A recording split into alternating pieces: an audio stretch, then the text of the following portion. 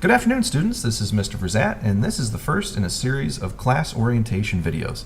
The purpose of these videos is so that you students can know exactly what goes on from day one. And if you ever need to go back for a refresher, the videos are here. So let's get started. Let's address the reality versus the myths typically associated with this content. Hey, if you like art, if you want an easy time, take art. Some of the myths include, hey, it's the easy credit. You're graded on effort, unlike your math and English classes. Art is subjective, meaning there aren't any rules. You can do what you want. You can socialize, sit next to your friends and just talk and have fun all day, kind of like a recess. Also, the myth is that you have to take it, that to get that art credit, this is the class you have to be in. Or, I'm not an artist, I can't draw, I have to be here, I'm going to fail. Okay? These are all myths. So the reality is that this is an academic class. I have very high standards and I teach with rigor, meaning any English, history, science, or math class, the exact same level of energy and student output is going to take place in this room. Second, it's very easy to fall behind. If you miss a day, you need to do something to get caught up, unlike your other classes where you could study just from your house. Grades, that's tied to a trained skill set, just like mental muscle mass. What you earn in the class is tied directly to how good you are at it, or how well you've trained yourself up in order to demonstrate a skill. Anybody can become proficient at this material. It all boils down to study habits. Now, if you're not an artist, you're not signing up for the class because you love art, but you want to be a valedictorian or maintain a high GPA, then your personal goals may take more time than class provides. And finally, the class is built around workplace norms. For any entry-level job, even in the fast food industry, I operate on the norms to function in that environment. Where do these two realities and myths overlap? Well, for one, art is fulfilling and fun. It is a skill set that is very rewarding. It also unlocks access to vocational and advanced level courses that are oftentimes found at the college level and can get you employment and resume items to ensure that you have scholarship opportunities.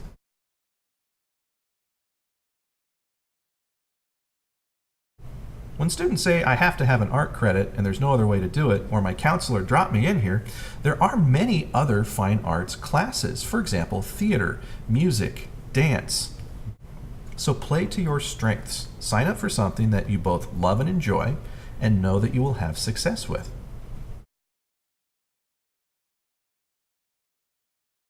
Each of you has a syllabus. A class syllabus is like the rule book to a board game. You have to know the rules in order to succeed in the game. And looking at page number 1 on the syllabus, you're going to find these 5 core values. Those are respect, professionalism, safety, initiative, and excellence. Let's take a look at each one of those. Respect is dignity for you and your peers. It also means coming prepared. If you come to class late, it's disrespecting your peers who are here prepared and ready to learn. Also, have the supplies that you need when coming to class. Remaining on task is also a way of showing respect to yourself and your peers and your instructor. You can respect your teacher as you would your employer. My role is to give you dignity, training, and a safe place to practice before you're thrust out into the world. Professionalism is tied to employability. That means using appropriate language and composed behavior. Also, the type of work that you create needs to be 100% original. Very rarely will we be ever looking at a picture of something and recreating it. It all needs to come from an original demonstration of your skill set. A professional is organized and punctual. They're here on time, they also meet their deadlines, and they have pretty much everything that they need ready to go when it's needed. Safety is a big one, and it's a broad term. What I mean is respect for the classroom supplies and the hardware. Paint needs to be used in a specific way for safety. Blades need to be used in a certain way for safety. Likewise, the computer lab needs to be used in a certain way for safety. And for safety, always protect your work. You alone are responsible for it. If a little brother steps on it, if a dog eats it, if it gets lost, that's on you. Initiative means that your outcome is tied to your priorities. How bad you want success will be shown in the day-to-day activities to get that success. Initiative also means that you alone own your education, your success, and your failure. To demonstrate initiative, be one step ahead of your teacher's prompts. To meet your deadlines, understand classroom procedures and protocol. It's also up to you to communicate your needs. I'm not psychic, and if you need something, it's up to you to come to me to get it. Also, come prepared. Take detailed notes and follow all directions. Excellence. That is standing out above everybody else. To be excellent, focus on understanding, not on grades. I'll say that one more time. That's a big hang up for students in my courses. Focus on understanding the content, not on grades. If you understand, the grades will then come. If you focus on all the points you can get and what grade you're going to earn, chances are pretty good you may neglect your understanding and therefore limit your success. In all things in the class, strive to exceed the expectations of your boss, of your employer, of your teacher. Include all prior learning in today's lesson. And also, everything that you create, do so with the intent to showcase. All right, let's look at the classroom structure and the roles of the student and the teacher. So in the middle right here, we have a timeline from the beginning of a lesson to the end of a lesson. I will naturally teach you. I'll impart that training to you. And what you do as the student is you would learn that training. Now, I will impart that training in a variety of ways using a variety of strategies and teaching methods, and you will do a variety of things to learn that material. Learning is not passive, it is active, meaning it takes a lot of energy and a lot of thought. After you've learned, I will then assign a demonstration. That would be a big class project. You will then demonstrate your training through the work in the course. I will assess that demonstration, and that will generate a grade. And at the end of that, we'll have what's called a critique. Let's get a little more in detail what it means for me to teach and what it means for you to learn. So when I teach, I typically lecture, I will demonstrate, and then I will apply the concept. I'll also give you extra materials to study on your own. Now, to learn the training, it looks like this. Understanding takes the focus above grades. Students will also take notes. Setting personal goals is a must if you want to actively grow. Studying additional materials will help you in your understanding. But generally, just like lifting weights or building muscle, you must practice or drill with repetition in order to actually grow. A student needs to self-identify a knowledge gap. That means you need to find out what you don't know and then do something about it. And finally, based on your growth or failure to grow, you need to adapt your approach, meaning just coming to class might not be enough. You may need tutoring. You might need to study extra things on your own to get that understanding. And once this has taken place, then you as the student are ready to do the demonstration. Your demonstration is your lab. I build what are called restrictions into it. And restrictions are just a fun word for directions. I will usually review old examples in class. I'll also set your pacing and your deadline. For example, I'll generally say, hey, you've got 6 class days to work on this. And here's where you should be at by day 2. And here's where you should be at by day 3. Now, between the learning and the demonstrating, there is an opportunity for reteaching. It's up to you as the student to actively come to me and seek out reteaching when you need it. And my job as your teacher is to offer you reteaching opportunities. And it's totally your choice if you take part in that or not. Well, in your demonstration, follow all directions. If you notice that there's a mistake, self-correct and make up any of those deficits. For example, if you miss a day of class and now you only have 5 days to work when the rest of your class had 6, you need to make that time up somehow. So you need to manage your time in order to meet those deadlines. And then work to exceed the expectations and the standards. Now, when I grade and assess your demonstration, all that I do is I compare your work to those standards. That's it. I don't base my grade on what I think of you. I try to eliminate any bias that I can by appealing to something else. I'm just recording what you've done, and you actually have those standards before you even begin. We need to have what's called a critique. With a critique, it's constructive. We look at your work, we identify strengths, we identify weaknesses, and I, as your teacher and your peers, will offer you solutions to those weaknesses. Now, your role in the critique as the student is to also identify your strengths, identify your weaknesses, offer yourself solutions, and then, this is the critical one, apply that feedback to your future demonstrations. Once we go to our next lab, take that learning that you've got and apply it to the next one for success. All right, let's look at how you're taught. So a typical class, and oftentimes a typical art class, is taught in this manner. Lessons can be standalone. You might be taught one thing, and then we'll move on to the next, and then we'll move on to the next thing, and then the next thing, right? These could have no relationship to each other.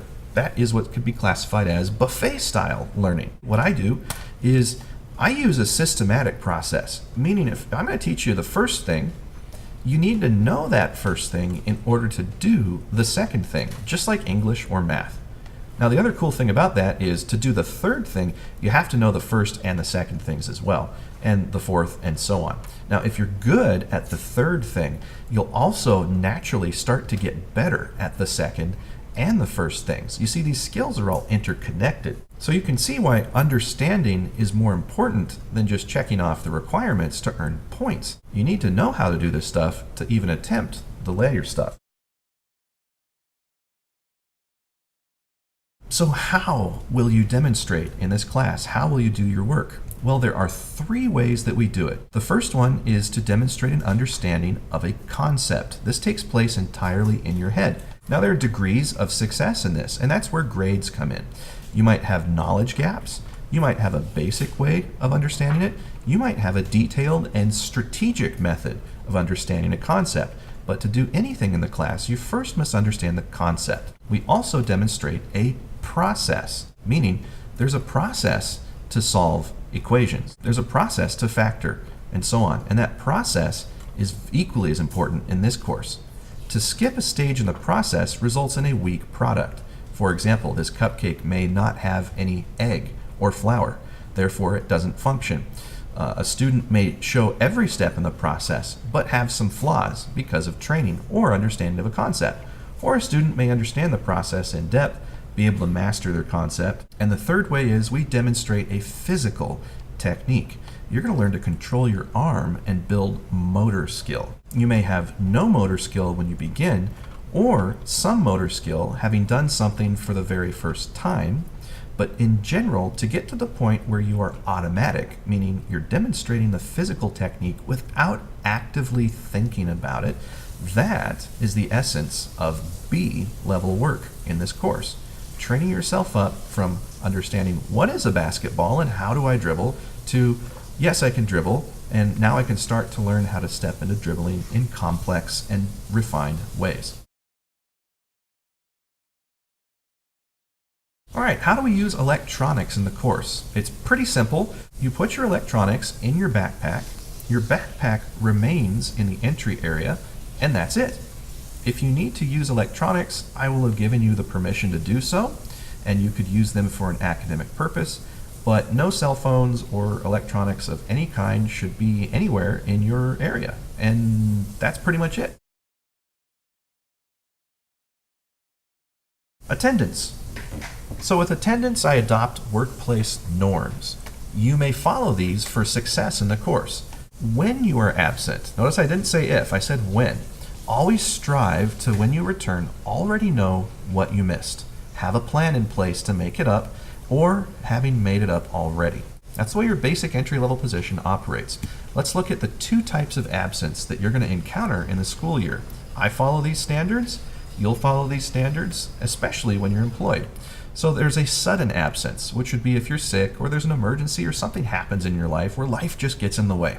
So if you're going to be absent, step 1, communicate with your employer. That would be me. In your communication, what you need to do is schedule a time to make up that missed time. Also, communicate when you plan on returning. And then I need to get you the information that you're going to lack. The good news is most of what I've created is virtual. So in your absence, while you're sick or waiting in the doctor's office with your cell phone, you can follow the class website to know exactly what we did through the daily log posts. Also, during our communication, I may have assigned to you things that don't necessarily have to be done in the classroom in order to come back caught up. When you return to class, you should already know what we did and having done something about it as well. If it was totally impossible to do anything, because let's say we're working with clay and you don't have any clay, then there might be something comparable that I've given you so that you're trained up, but generally I don't expect you to have clay done when you come back, right? Now if you're going through like surgery or a grieving process or something, that's totally different. But in general, we should never hear, hey, what did we do when you return? The second type of absence is what's called a planned absence. You may have testing, a doctor's visit, or a field trip. And so you're here in class and you know that you're going to be absent. So what you do is you communicate with me, probably noticing a pattern here. You schedule time to make it up. After that is to either work ahead in class during your study hall or after school, or come up with an alternative plan that will get you to where you need to be. Now, when you return, that way you are all caught up. Now, if you've got a huge absence, and obviously you guys have other classes besides mine, then we might work out a plan for after you return as well. But that will put you at a disadvantage because we will all as a class have moved forward and we'll be talking about things that you've not yet been exposed to. So plan accordingly. So you have to take detailed notes in this course, especially if you're in one of my design classes, because those use computers and those are highly technical. Note-taking is a skill that takes time to learn. Sometimes your notes will be directly graded, but most times they will be indirectly graded. Indirectly means we will see the success of your note-taking in the quality of the work that you generate through your labs. So here's how you take notes in my class. I use what's called the outline method. It's the way they write a paper. Write down what's the main topic, you define that main topic, and then you got these subtopics. So let's say we're talking about stop signs. Okay, main topic, stop signs. Define a stop sign. Well, it's a sign that tells you to stop when you come at an intersection. But we all know, especially those of you in driver's ed, that the rules are not the same for all stop signs. What if you were at a four-way stop? That would be subtopic 1. And you give me examples and applications and you draw diagrams, okay? So at a four-way stop, you would tell me that, well, you yield to the person on the right, or it's the first person that comes to the intersection, you come to a complete stop, yada yada, so on and so forth, okay? Well, how do you handle a stop sign at a three-way intersection or with a through street, okay? So with a through street, we would talk about that here, and so it would be detailed. Long story short, you should be able to teach someone, you should give these notes to somebody, and it should be detailed enough where they could know the content even if they were absent. And then we go on to main topic 2 and just repeat the process. So maybe instead of stop signs, then we're going to talk about red lights, okay? But they're all under the concept of driving.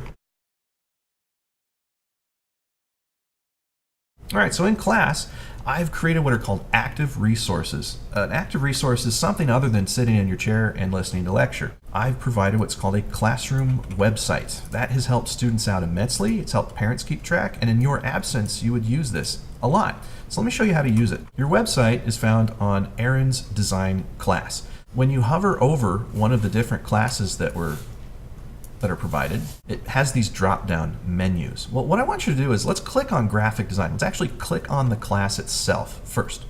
All right, if we click on the class, it takes you to the main page of that class. And that main page is what you'll use mostly. So here you'll find the class syllabus. Now also news. Every day that we have class, I will write down what we did that day, okay? So you can be up to speed, your parents can know what you were working on, and some days they're more detailed than other days. Let's hover over graphic design. Let's go to assignments. That's where I post every assignment that you'll work on in this course. You can click on the words or the picture and it pulls up the lab brief for the lab. If you go to the class website and click on home, you'll find the following assets. Here is my generic definition of all grade standards right here. Here are my grading analogies. That's this matrix that breaks down how I grade. Standards for absence and classroom structure. How is the class laid out? Operate within this structure for success, operate outside of it, and you might struggle a bit. You also have a student gallery where I go and I show off students' work in the course. Generally, B level work is the minimum threshold for me to put something on here. Remember, that's the standard of making show-worthy work for excellence. And then over here on the side, we've got tutorials and video. Click on that and you will have access to other active support systems in the course. Here is my YouTube channel, and I've got hundreds of videos on there breaking down how to do basic things from how to save your work to complex things with demonstrations of actual course-related skills. I have a Frayer library. If you click on that, and again, this is course-specific, so they are micro tutorials that break down individual skills. Down here, we've got beginner level tutorials. So in my beginner classes, when you're learning how light works, these are the actual visuals that I use in class to go through the material, right? So you can access that. And in my advanced level classes, I have advanced level tutorials for naturally their advanced level work. And let's go to the YouTube channel really quick. It's a very helpful tool. I used this initially to counter absenteeism, and it has helped students who, again, priorities are tied to outcome. Students whose priorities were tied to success, they've used this to achieve success. But they go over the skills that we're working on at that time. So it's virtual instruction. Another area under tutorials and video is a drop-down called FAQs. That's frequently asked questions. Now, I've amassed all of these over years of teaching. These are the questions that I get most frequently regarding grading, pacing and time, and also technical computer questions. For example, what can I do if I need more help? Or, I finished my work, but why did Mr. V give it back to me? And another big one that I get all the time. Why does Mr. V always answer my questions with questions? That bugs me. Parents, you could read this to be informed about how the classroom operates. Students, you can read this to be informed to anticipate how the class will operate. All right, so here's a quick little look at your brief. It's a lot of words, but it's very simple, you guys. You'll have the title. You'll have the specs. That's the directions of the piece. You'll have the skills that I expect you to demonstrate. And remember, to earn a C, you have to show all of these at varying levels of ability, okay? So you want to check these off. Here's the materials in case you need to take it home and find something on your own. And then any terminology that we've covered in class. Right here's a really important one. This is the procedure for the lab. I break it into steps. So there's that first step for concept where you come up with the idea. Pre-production, where you start to generate all your assets to begin building and working. Production, what do you do when you're actually working on the product? And you see it is specific but not micromanaged. I expect you as the students to be able to manage yourselves within this framework. And then finally, post-production. What do you do at the end? There's a checklist for what to hand in. Here's some beginner tips. This is just from over the years doing this project to give you some pointers. Sometimes I attach other assets to the brief. So for example, this would be the concept sheet that students had to fill out and to generate their ideas for what they would actually make. A little demo on how to blueprint. Sometimes you would see examples of previous projects. There's always a grading or assessment rubric tied to it. Most grades use the same generic standards that you find in your syllabus, only fine-tuned to reflect the specific lab that we're working on. So this one has 2 summative grade entries in the grade book. That would be craftsmanship and design. I strongly urge you to be familiar with every aspect of the course. It's not a lot of stuff, but in general, remember the board game analogy. To win the game, know the rule book. I look forward to seeing you in class. Take care.